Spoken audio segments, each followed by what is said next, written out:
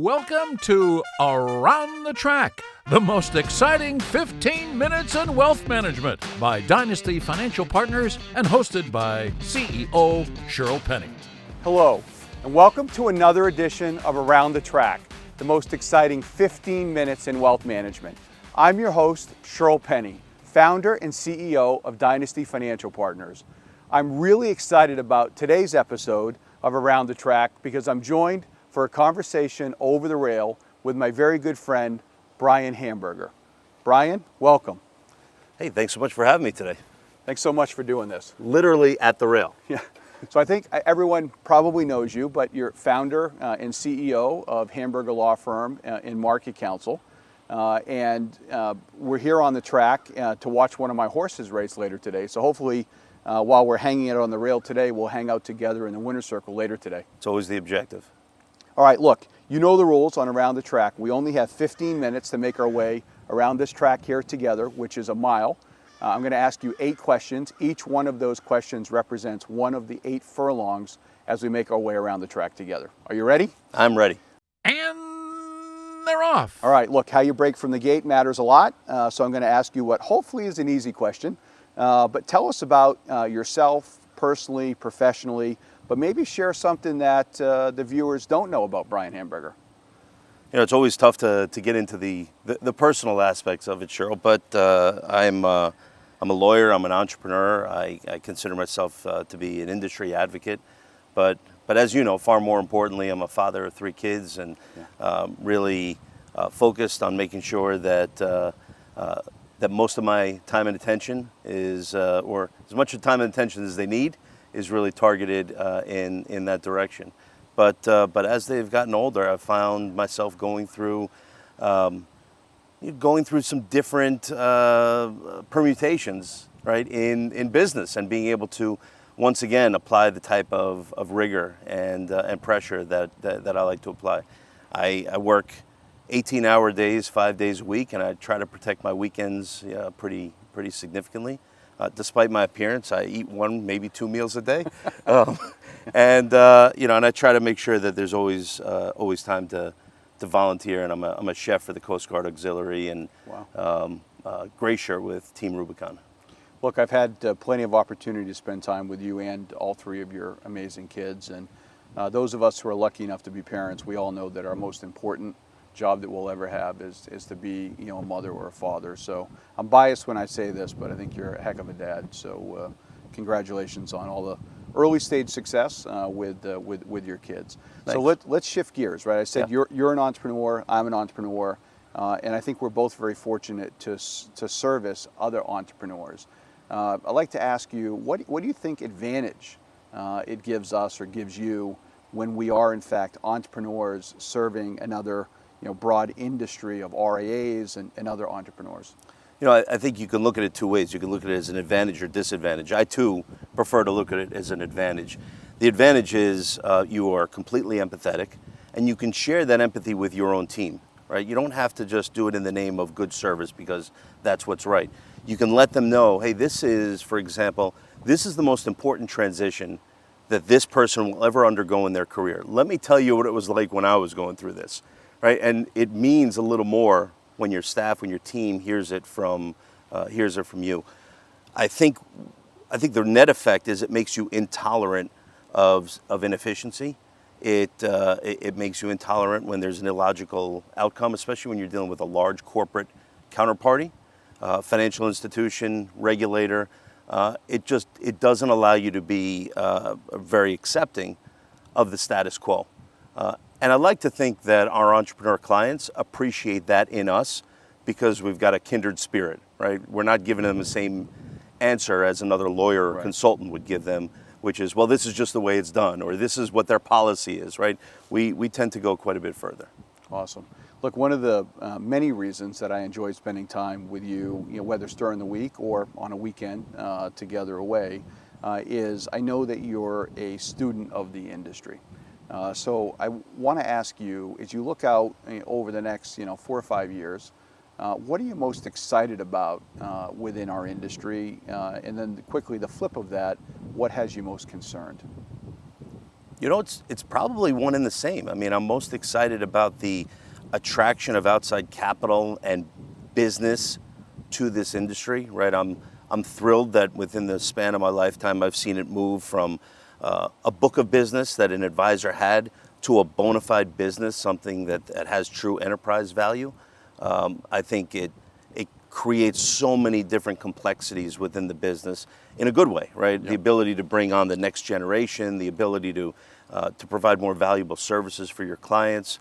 But that part also scares me a bit, right? It scares me that complexity will have would-be entrepreneurs running for the hills, seeking refuge back into large financial institutions, global enterprises where they lose their own identity and autonomy. And I think what's best about independent wealth management is not wealth management, it's the independent part, right? It's the fact that these guys are so close to their clients and they have the autonomy to make decisions that are in their clients' best interest.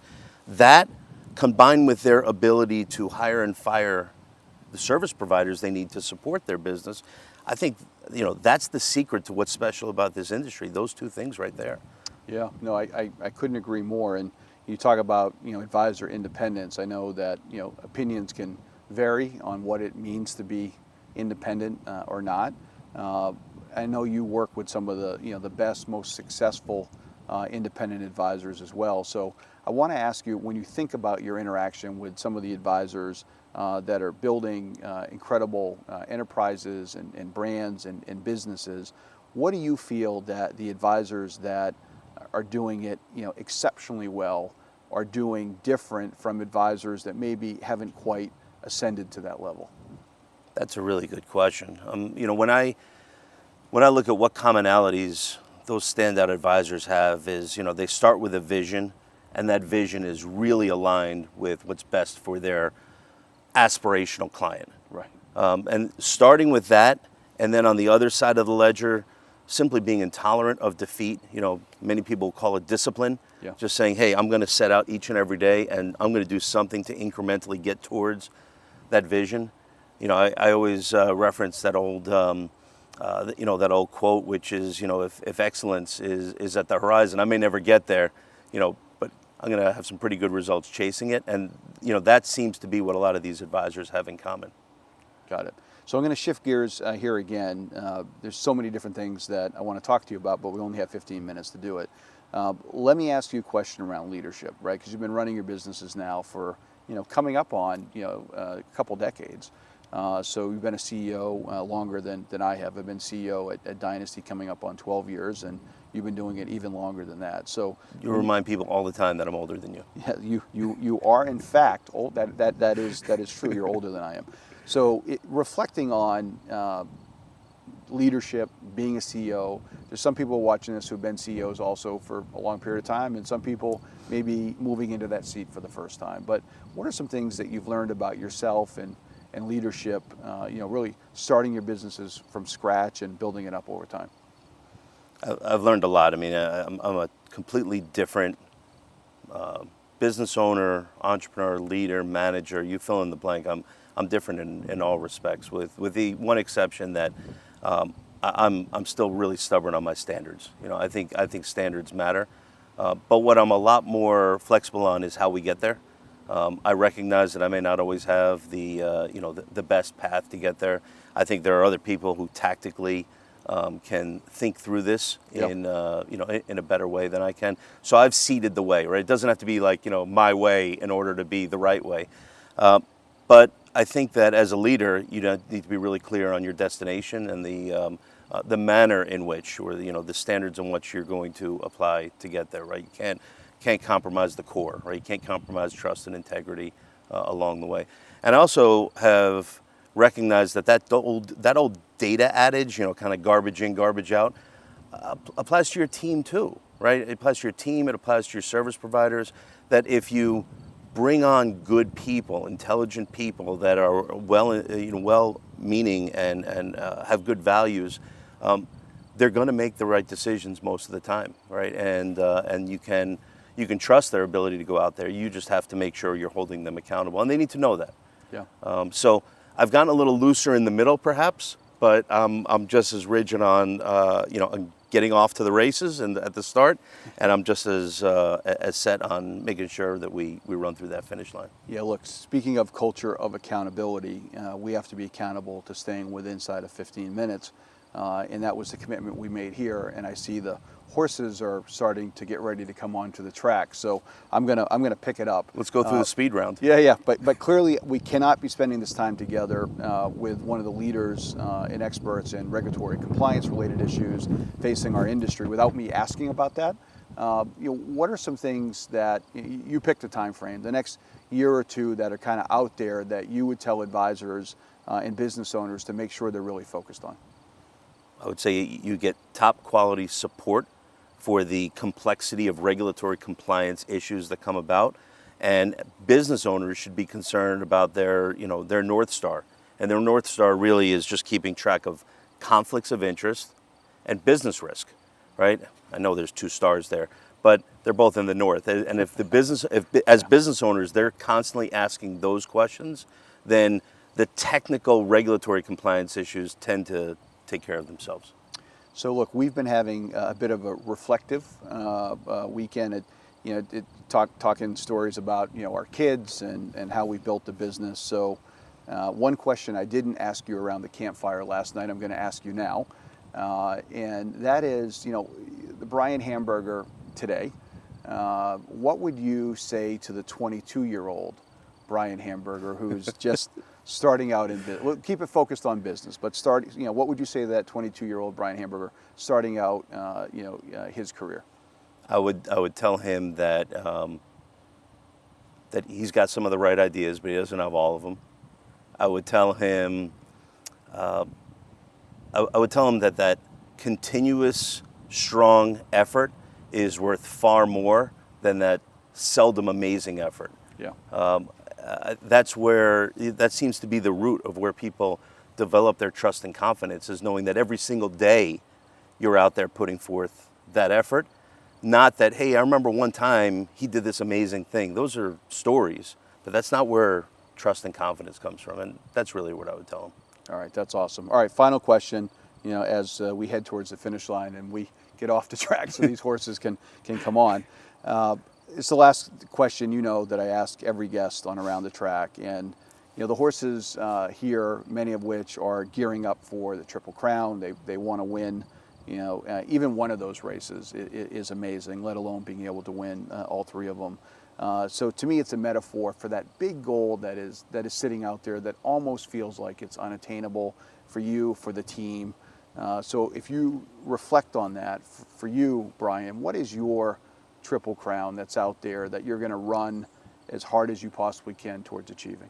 So, I know you ask this question last every time, and I had a tough time answering this question because I honestly believe that there's a few different things in life than in sports, and there really is no shot clock, right? I've earned my my credentials within my career by being the guy staying long after the game was over and just and continuing to practice and continuing to work out.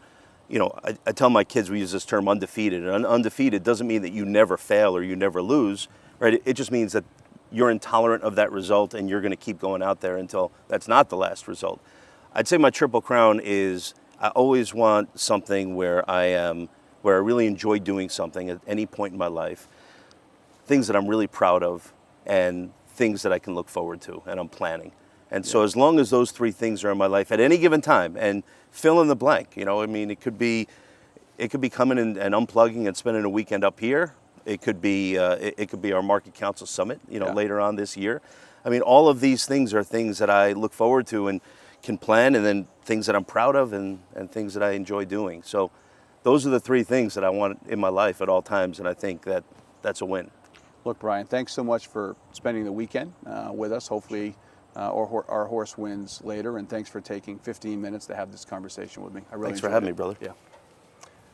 And thank you to all of you for joining us for this conversation here at Saratoga Racetrack, the oldest sporting venue in America. And thanks for joining us on another edition of Around the Track. We're recording right now. Microphone check, microphone check. Woke up. then we'll start to have our conversation. Yeah, we'll have a conversation. I could What- lean, what- I a could little walk bit. back, you could lean. Maybe you come up here. Up here. Try that. Yep. Yep. You look at the camera, you hear, we got this here, it's natural. El natural. All right, let's see what this looks like.